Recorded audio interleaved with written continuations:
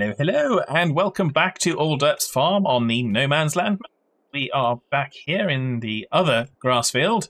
We've got Hitman here. Hello, Hitman. Hello, hello. Back to work. Yeah, back to work. And we've got Squirrelly. Hello, Squirrelly. Hello. And, of course, I am Fadman. At least I think I am. I'm not sure. I haven't checked in recently. I'll have to check the label in my my trousers. So, just make sure. Oh, I just turned the engine off. That's wrong. That's the wrong way to do it. Do it that way. So yes, we are back doing much the same as we were last time, but just in a different location. They say it's location, location, location. I'm not entirely sure. We got fields of prep. Yeah, these poor grass fields look like they needed some attention. They did. They certainly did. I'm not sure this one is quite so bad for fertilization, but the other one certainly was. It was down to kind of don't do it. And of course I had to repurchase the soil data because the soil data had gone out of date. So before we started, it wasn't. There was none of this red and orange. It was just black. Okay. Mm-hmm. Then you read down the scale and it's got black. Data is out of date. Ah, okay. Now it's going from orange to green. So, well, it is for you. For me, it's going from red to orange because, of course, the fertilization requirements of grass are not quite as high as some of the other crops. That's okay. That is A-okay. Face tree. Face tree, face tree, face tree. Not pastry, but face tree. I was gonna say. Face tree. What kind of face tree is it? Elo face tree.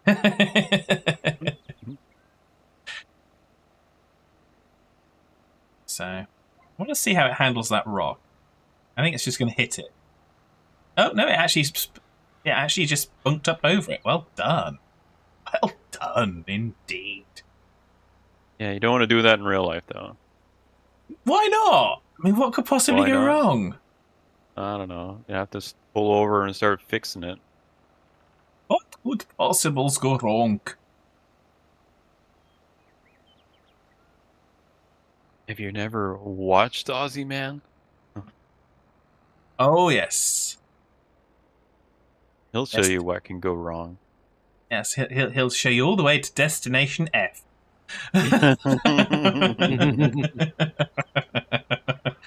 There you go. That's how you know that you've been watching Aussie Man. If you know what Destination F is. And we know what you're there for if Destination Perfect is boring. Yes. Oh dear, no, Aussie Man is good fun. Yeah. Seems like a good guy too. Like his the things he chooses for charities and the things he's I don't know. Yeah, he seems to. His audience when he first started his channel has changed. You think? Oh yes, I do. Or expanded at the very least. Oh yeah. I mean, I like that. Even in his outro, he's still got that speedboat one. Yeah. Turned down for what?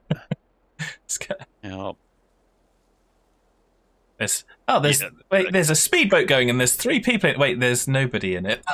Yeah. That was a boater who did not know what he was doing, I would assume. Well, it was. I don't know if he hit a wake or what he hit. I just assumed he crossed a wake, and that. I assumed it was a wake, but it's just kind of just. I'm showing off. Look at what we can do. Okay. Does the water taste nice, dude? Face to the bilge. Oh dear, so funny. They could that could have resulted in some fatalities there. It was so stupid. Oh yeah. Like, and all you did was you just hit a bump of water, but at a high rate of speed and a low rate of thinking or experience.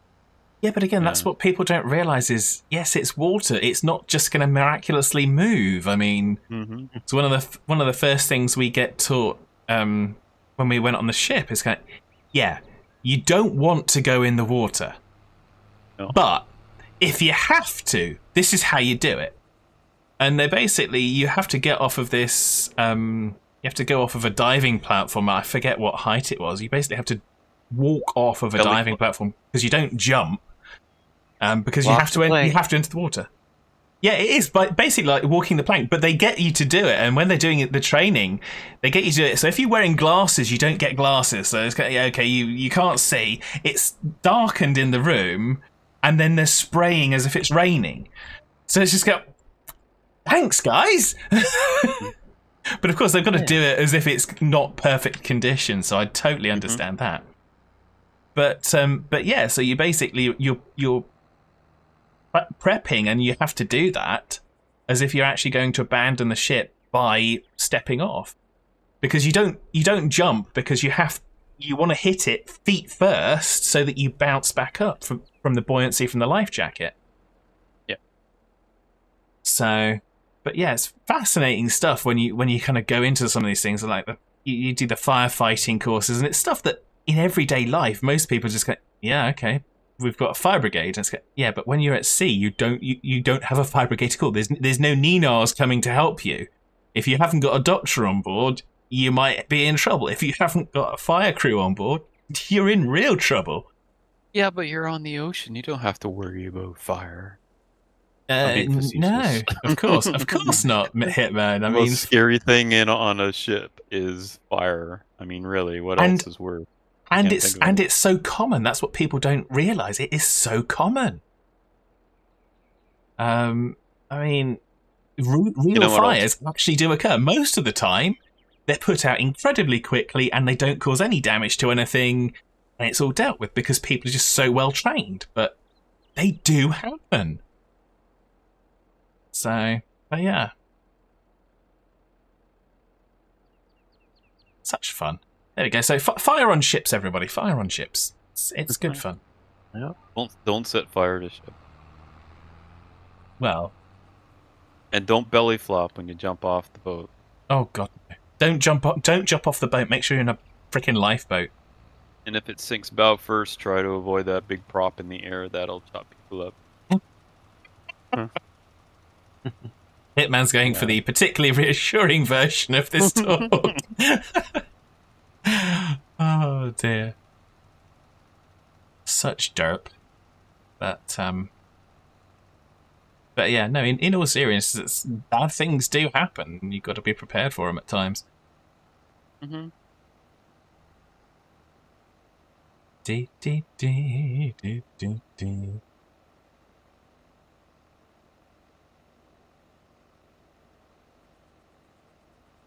I'd never forget the night we all had to get up in the middle of the night because one of our crew members had an ectopic pregnancy. So, kind of, yeah, very serious threat to life. Bunch of the crew up at 2 o'clock in the morning because that's when the helicopter was going to arrive to medevac. So, there were no complaints. No one was moaning about anything. Everyone was there doing what they needed to do. Because of course, there's a whole procedure for if there's a helicopter coming. Yes, it's stow the deck umbrellas. Well, and actually, all the loose stuff.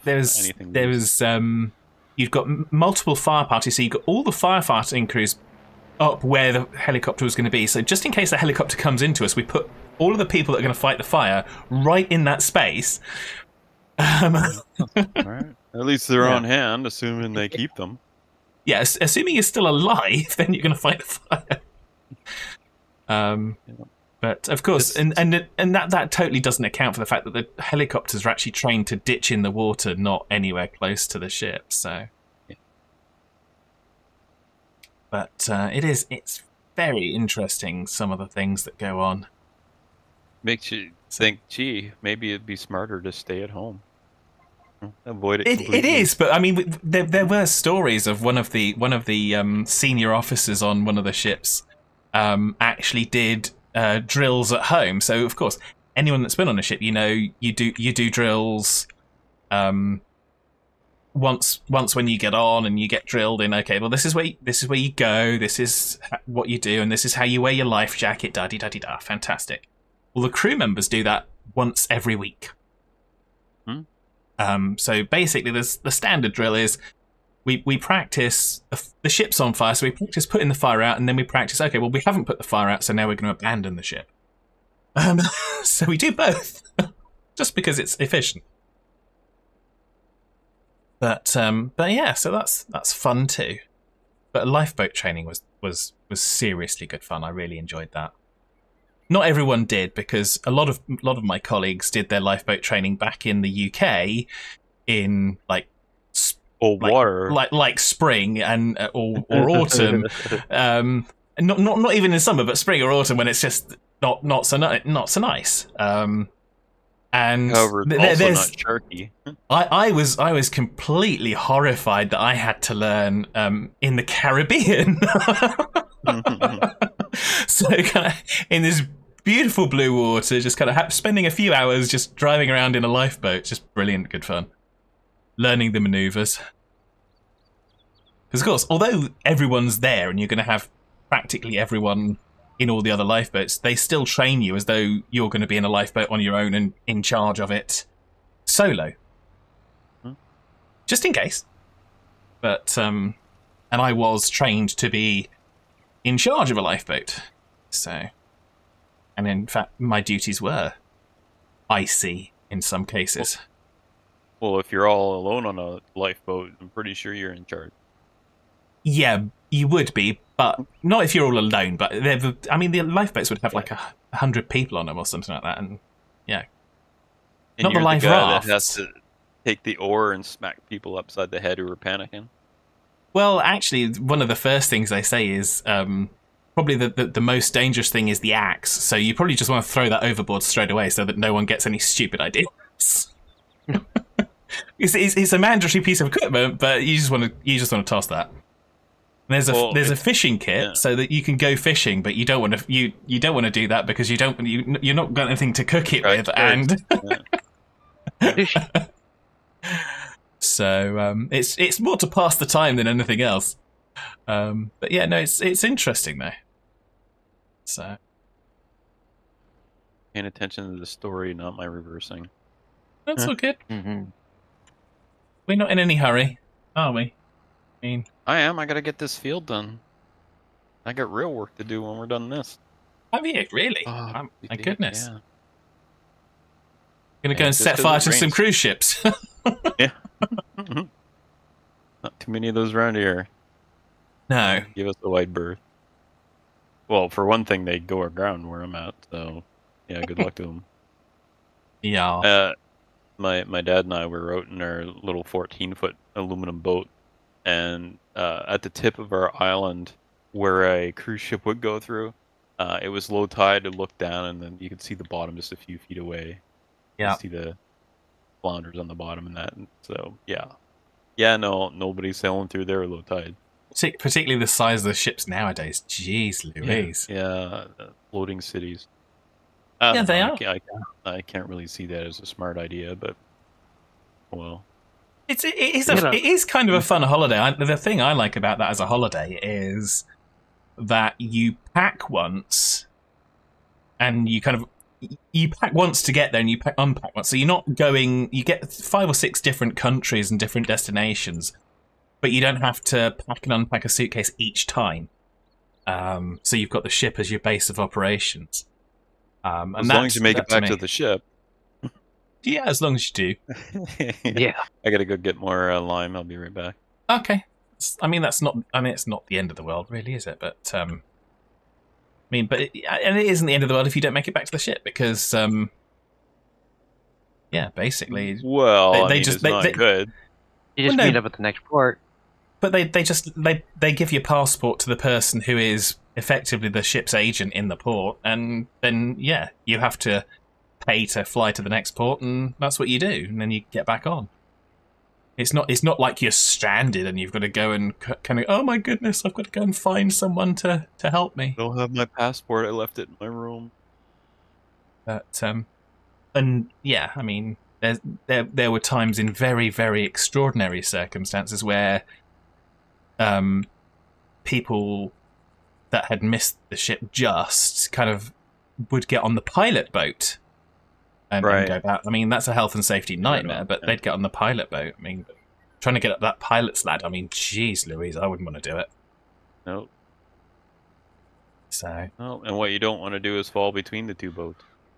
Well, that's the whole point. Is that's when it's at its most dangerous. Yeah. So.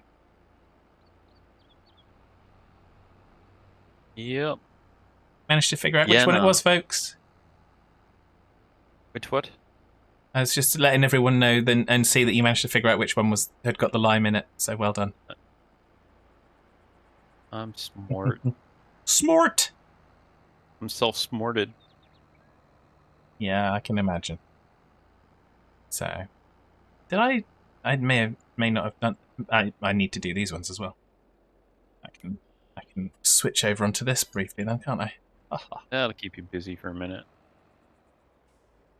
It will do. So, yay! I'd have recognised that before I came over there. I wouldn't have needed to go and look at you. So, you're so nice. He's gonna be driving along, and suddenly he'll find this big pile of lime in the middle of the field, and I'm nowhere to be seen. Oh yeah, I just had enough, and I went to town. Just dumped off the load and drove to town. Yep. This isn't doing anything much, so don't know if we've missed it or. We got a bucket that'll put that in the bags. It's all good. Oh, you dump this out. It puts it into the bags anyway. If I unloaded it, but maybe if I just detach the trailer and then I ram the trailer from the side with the tractor, would that dump it out? No, it sticks right to it. Wow, magic! Magic. Magic. Yeah. Quite impressive. The magic of farming flimulator. And then there's the manure spreader that's sprayed in with Teflon on the inside. Anyone who's actually hauled manure or done anything with it knows that's not how it works. Yeah. No, you gotta fight to get it out. Are you sure? I am positive. I am 100% positive. I actually have experience with this, even this year. Trying to get it out of the back of a truck. And out of a video out. Tobacco. There's video out somewhere. I'm not sure where it is. This farmer's driving along, and he's got this woman behind him honking her horn, and he's got a manure spreader. Yes, he can only go so fast. Yeah. So he finally got tired of it, and he's like, I don't know what happened. He's going, just went into but gear. Somehow, for some accidentally, reason. it went into gear and it started flinging. That one was brilliant. It's just kind of Okay, I gotta go. Well done, Karen. We're done here. Yep. Yeah. Well done, Karen. And it's just so unnecessary because it's just so immediate rather than, I mean, and I think he probably would have, he was looking to try and find a space that he could pull off, I think. Yeah. Yeah, it was a narrow road. He couldn't pull over anymore. Yeah, so. Single track road. Yeah. Leave the house 5 minutes early. It's a pretty standard thing to avoid that. So anyway. Yeah, but again, and you're not in a hurry. If you live in an area where there is kind of agriculture and stuff, I mean, you should know these things. I mean, come on, people. Say that, especially going down a back road like that. Yeah, it's like over here. I drive through some, not single track, but obviously just there's enough for two vehicles, so it's single wide on each direction, as it were. And then you get narrowings and you get cyclists, and you've got to take it easy. You just got to wait. The amount of people, I had one when I was going over to my mother last week. I had a BMW, and of course it was a BMW, following me. And I get to this one section where kind of you've got a road that turns off to the right, and then you can turn left and get onto the main road a little bit quicker, or you can carry on for a little bit further and then you just turn left anyway. Behind a cyclist coming into this 30-mile-an-hour speed limit, parked cars. So of course I'm just sitting behind the cyclist, as you do. Let's keep the cyclist safe. Let's just not push things. Next thing I know, the BMW's not behind me anymore. I go, okay, they've obviously turned right. I wonder. And so I just carry on, and when it's safe for me to do so, I go past the cyclist, which is basically after the parked cars, because hey, that's a nice simple place. I turn left, and lo and behold, as I go up to the next turning, there's the BMW right behind me again. Let's go. Oh, that got you far, didn't it? Well done. But it's just I want to go fast, so I'm going to go fast, and then I'm going to end up going slower because I went fast just rather than going a little bit slow. And it's just going, seriously? So they obviously teach you that lesson in truck sim. You go fast to try and get between the lights, and nope, doesn't work. No, you just have to use the Derps method for that. What? Just ignore the lights? Just ignore the lights. Yeah, just go. I follow the traffic rules, and I wait for driver. I'm actually courteous to AI drivers. Yeah, don't care. I'm coming through. I say that, but I say I can't help it. I'm Canadian, but what am I saying? I know lots of Canadians that are idiots, so never mind. Heck, I see one every morning in the mirror. Not my mirror. Dear. Oh dear, such fun. But yeah, it just made me laugh. And that BMW, I mean, that was probably halfway through my journey, which is like 15 miles. So it's not excessively far. And they remained behind me the entire rest of the way. And at the point, and they turned off as well somewhere else to try and go faster, I think. And then, yeah, I got to where I was going, and then all of a sudden they're back behind me again. And it's going, yeah. So we got to the same place at the exact same time. One of us was calm and collected and just doing what needed to be doing, and one of us was trying anything possible just to get ahead, and it didn't work. Oh dear. But it's just funny.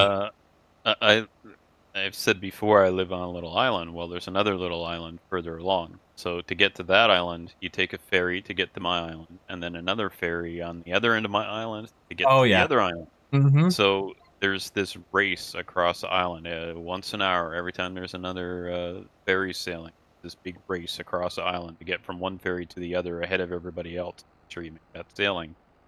Yeah. Oh, it's just. I'm so glad I don't live on the main road. But I live on a secondary road, and some people try and get. They try and take, even though the road I live on is lower, it's like a lower speed. It's narrower. It's only a single line up the middle because it's really narrow and no shoulder. It's dangerous to drive quickly on, so that doesn't seem to deter people. Oh so no, they because try and people race got no on sense. The back of this other road to try and beat all the other people out on the main road. So I make sure I beat them and keep everybody's down because I get a. Not road ragey, but I mean, I don't get road ragey, but I just simply drive. My car has a speed limiter function built into it, and I simply put the speed limiter function on. And I'm sure it drives some people insane, but it's kind of, why would I want to drive illegally just to satisfy your need to be quicker? I mean, allow enough time for your journey. Leave the house earlier. Yeah, exactly. So that's my thinking too. And I turned left to go up my road from the main road, and I've even had people pass me while I'm turning left, like trying to make my left turn. They'll pass me on my left. Yeah, I had that happen. It's like, you would have broadsided me if I wasn't watching my mirror and knowing that you're an idiot. Yeah. So anyway, whatever. There we go. We're in Road Safety Rantasode Part 2. Yeah, we tend to do these a few times. I don't know. The almost trouble like is, we're ranty old guys. That's us. Well, I think it's just the fact that sometimes you get fed up of idiots and you don't want them to actually end up killing you. I mean, some of the motorcyclists that go at stupid speeds, I just say to myself, just please, or indeed the drivers. It doesn't matter. Motorcyclists and drivers the same, going at stupid speed and overtaking in very dangerous places. Please, please, please, don't kill anybody else. Mm-hmm. Was it last week? I was driving along and I had a guy pull out 15 feet before I got to the intersection. He pulled out in front of me. Sounds about right. Yeah. I had And plenty when of you're driving a big time. truck, yeah. Well, yeah. I mean, you've got brakes. Come on. I just love I love those dash cam videos where they're kind of everyone's they've now cottoned on to the fact that a lot of the trucks now have got like the automatic braking system, so they'll go and brake check a big old truck, and you guys are stupid. What if it's an older one that doesn't have that? Or what if it's not working? Or what if it can't brake in time? Come on, guys. Don't be so damn stupid. What if I had a guy on a motorcycle try that. Wow. A motorcycle. Oh, well. I'm invulnerable. This kind of motorcycle did that to me one day. I'm like, you're nothing but a speed bump doing that to me. Exactly. Yeah. Yeah, I mean, Like, why would somebody on a motorcycle brake check a big truck? Like, because they feel invulnerable, because they know you don't actually want to hurt them, which nobody does. I mean, let's be honest. If unless you're a complete dick, you don't want to hurt anyone else on the road. I got a shout out there. Yes, that's Hitman's new identity is a complete dick. But yeah, I mean, it just defies belief. It's kind of just drive with a little care and consideration to everyone, and you'll be fine. Anyway, there we go. That's enough of that. That's enough for the episode. Actually, we have run long again as usual, as always. Right, but I can't get a word in when you're in your ranting. Sorry, you were ranting too. So let's just be honest here. Let's be totally honest. Squirrelly took all the time up with his ranting. Yeah. You can never get Squirrelly to be shushed. Yeah. So look at this. We're now pH value perfect, nitrogen perfect. Yay! Yeah, everything's nice and green. We have accomplished things. So yes. So thank you everybody for watching. Of course, thank you Squirrelly and Hitman for being here as always. It was fun. And we shall see you next time. Have a good one. There we go. Yeah, I was waiting for it. It's kind of he's gonna talk. So yeah, take care everybody. Don't forget to do YouTube things. We will be back again next time. Look after yourselves. Have a fantastic weekend. Bye for now. Bye.